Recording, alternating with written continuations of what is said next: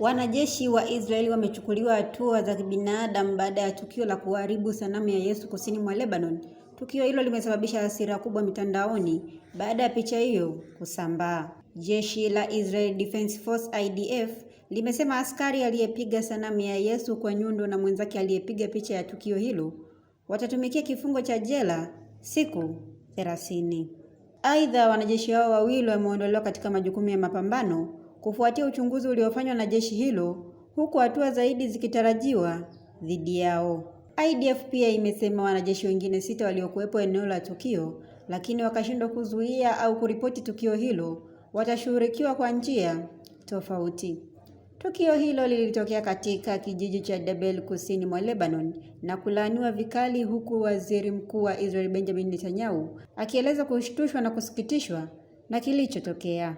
Katika taarifa yake, IDF ilisema kitendo hicho kilikiuka kabisa maadili na taratibu za jeshi na ikaomba radhi kwa tukio hilo, ikisisitiza kuwa haikubaliani na vitendo vya aina hiyo. Jeshi hilo pia lilibainisha kuwa sanamu iliyoharibiwa imewekwa upya kwa kushirikiana na jamii ya eneo husika na kusisitiza kuwa operesheni zake za Lebanon zinalenga kundi la Hezbollah pekee na si raia.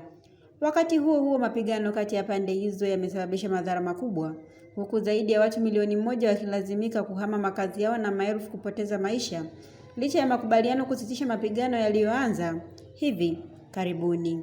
Endelea kufuatilia Mwananchi Digital kupata taarifa mbalimbali.